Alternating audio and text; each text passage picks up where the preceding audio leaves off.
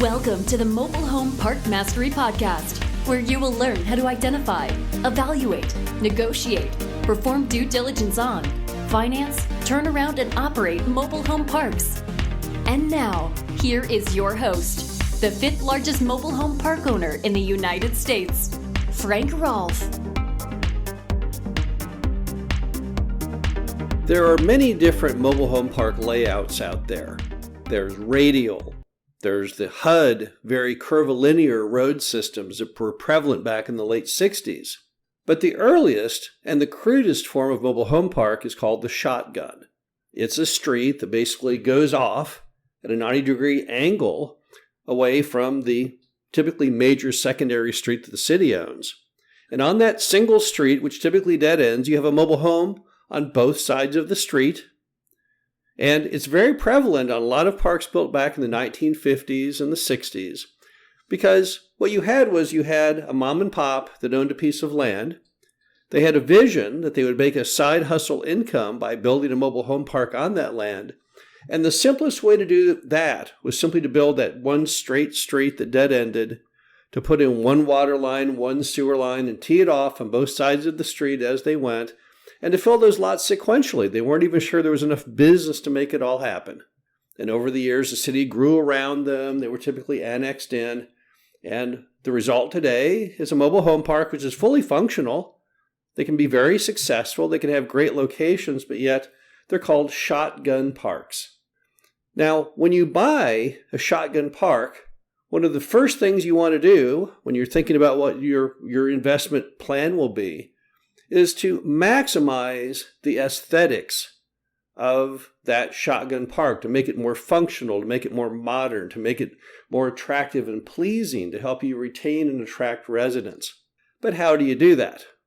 This is Frank Rolfe, the Mobile Home Park Mastery Podcast. We're going to explore some of the ideas we've learned over the past 30 years to make the shotgun park better.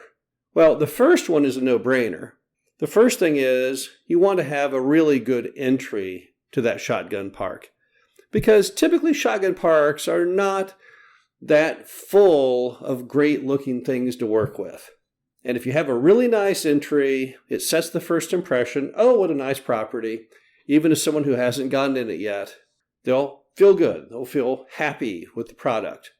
Our favorite entry is 3-rail white vinyl fencing down the frontage, with feather flags spaced about every 50 feet behind that 3-rail white vinyl fence, and a really nice sign, which is again follows that white vinyl format, typically a 4x8 or 5x10 foot sign with 4x4 posts holding it up, sleeved in white PVC with white PVC caps on the top. So that's one great way to dress up the shotgun park, or any park is with a great entry. But it's also equally important, particularly on the shotgun park, that the very first home you see on the left and right as you enter is held to a higher standard than any other homes. Because that's what you see when you go down the street. That's what you see when you first turn in. That's where your first impression is made. And if you already have homes on the left and the right, on that very first two lots, it's absolutely essential that you make sure that they have superior skirting, that they are painted, that the decks are painted. If they have a shed, that the shed is painted. If they have windows, that there's shutters on the windows. If there's a hitch on it, let's remove the hitch. Because that is really a critical moment in the perspective of the existing customer and the new customer as to whether they really want to live there or not. So we've got to make sure those first two homes you see are in really, really good condition. Also, we need to streetscape down that street, because often in those shotgun parks, which are typically half a century old or more, there are some critical problems that are blaring to the customer. You've got things like rusted roofs. You've got certain homes that are not painted. You've got missing pieces of skirting which stand out like a broken tooth. So you want to stand at the front of that park looking down the street and say, okay, for those who do enter the park, because you really won't see down the street unless someone drives in. But for those who do come in, what are the big items here that I need to fix? And as a result, you can then make a list, an action list of all these different things I need to get done. Then you can go out and get that bid, like the Henry Ford assembly line, and you'll find that typically in any given shotgun park, you may have a couple rusted roofs, 3 or 4 homes that need to be painted, things like that. But it's manageable and you can get all of that solved. Now, the next one is something you will see already going in to many of these shotgun parks, and that are repetitive features, most commonly coach lights. A lot of park owners liked coach lights because coach lights were very common back in the 50s and the 60s. These are basically the pole, typically painted black, with the light on the top, typically painted black. And coach lights are perfectly great at mobile home parks. They give ambient light. They give a feeling of class to it. But in a lot of shotgun parks, it's all screwed up. That repetitive feature, which looks so good when it's first installed, over half a century, typically the lights are broken, the lights fall off, the poles are hit by a car, they're bent over at an angle, the whole thing is rusted. And just as that helps you, having that repetitive feature, it hurts you when you have the same thing that's in bad condition. So you'll need to go through and fix those repetitive features. If you can't make your coach lights work, you're better off having them all removed. It's not hard to fix the coach lights. Typically, it's a matter of straightening the pole, maybe buying a new pole, painting it, and if you can't make the top of it work in the old original style, you can put a solar streetlight on where the old hardwired streetlight head was, and it works out just as well. But fixing those repetitive features or even adding repetitive features can do a lot for you. Also, don't think that just because it's a dead-end street that you can't go one step better and put a turnaround on it. A lot of those parks, you have enough room and have enough land to do a turnaround. And look at the great things that happen if you have a turnaround.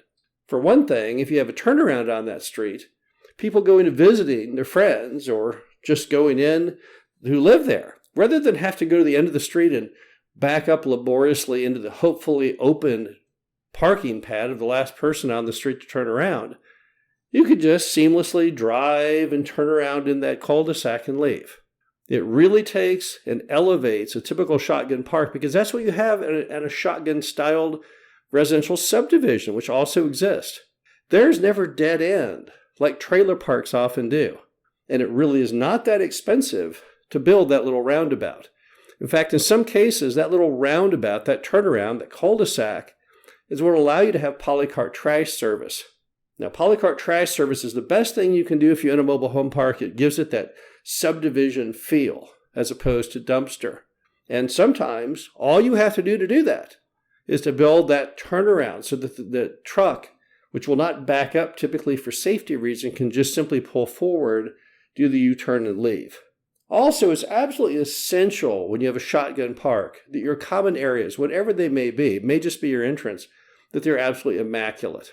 They have to be well mowed, well manicured, because you don't have a lot to work with.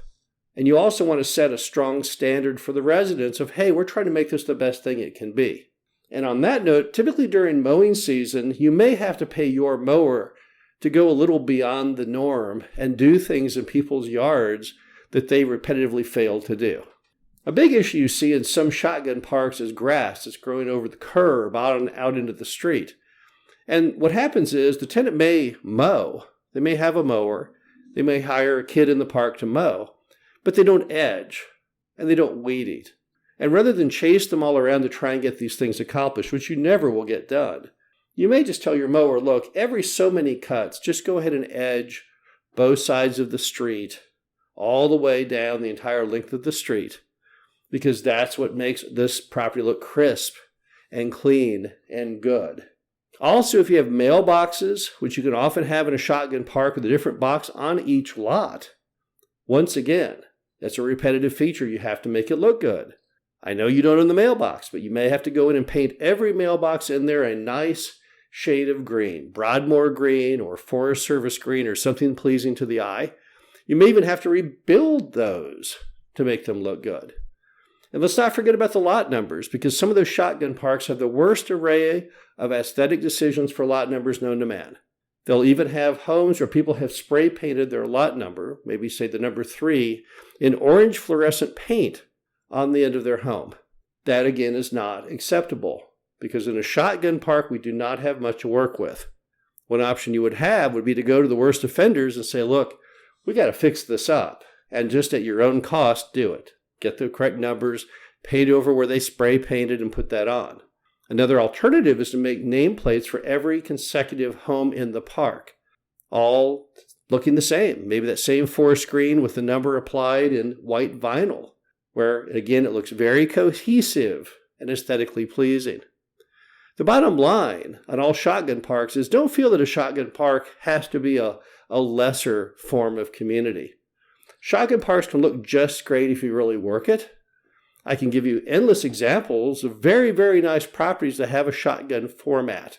But the key is you have to use some common sense methods to make them look their best. This is Frank Rolfe, the Mobile Home Park Mastery Podcast. Hope you enjoyed this. Talk to you again soon. Thank you for listening to the Mobile Home Park Mastery Podcast. Be sure to visit us at mhpmastery.com to subscribe to the show, read our show transcriptions, and access all of our great information on mobile home park investing.